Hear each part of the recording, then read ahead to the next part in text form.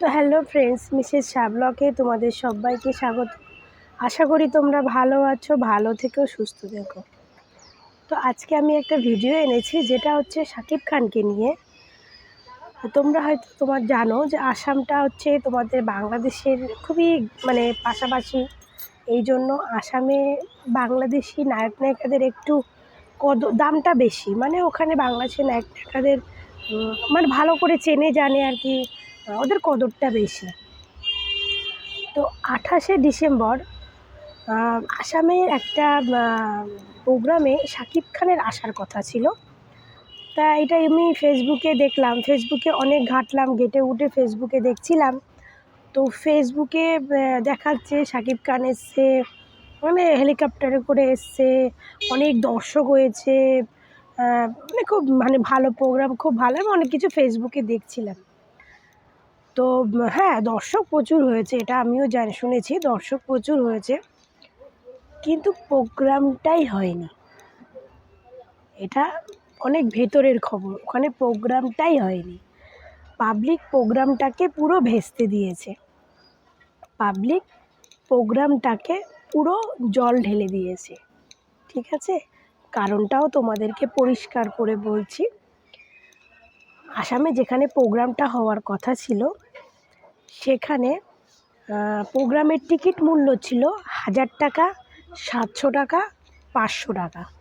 ঠিক আছে, ওখানে অনেক গরিব লোক আছে, যাদের অনেক কষ্ট করে পয়সা ইনকাম করা, তারা শুধু একমাত্র শাকিব খানকে দেখবে বলে এত টাকা দিয়ে টিকিট কেটে গেছে। পুরো হাউসফুল, সব টিকিট বিক্রি হয়ে গেছে, প্রচুর মাঠ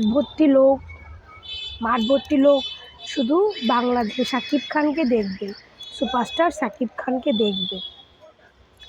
শাকিব খানের স্টেজে ওঠার কথা ছিল রাত 8টার সময়। 8টার সময় শাকিব খানের স্টেজে ওঠার কথা ছিল। সেইখানে তোমার দেরি হচ্ছে আর কি, দেরি হতেই পারে। তোমার সে একজন সেলিব্রিটি, কোনো কাজ ছিল হয়তো, বা শুটিং ছিল, কোনো রকমে তার হয়তো দেরি হয়েছে আসতে। 8:30 থেকে তখন দেরি হচ্ছে তার আসতে। 8:30 থেকে তোমার 11টা অবধি দর্শক বসে রয়েছে। তার মধ্যে ওরা ফাঁকা স্টেজে শুধু শাকিব খানের মুভির গান চালিয়ে দিচ্ছে স্টেজে। কতক্ষণ পাবলিকে গান শুনবে বলো, কতক্ষণ? লাস্টে গিয়ে পাবলিক পুরো ওখানে ভাঙচুর করে, চেয়ার টেয়ার ভেঙে চুরে পুরো তছনছ করে দিয়েছে, প্রোগ্রামটাই ক্যান্সেল হয়ে গেছে। এবার বলি, ক্যান্সেল হয়েছে, ওখানকার যারা সেক্রেটারি ছিল, যারা প্রোগ্রামটাকে অ্যারেঞ্জ করেছে, তাদের কি একটুকু কমন সেন্স ছিল না?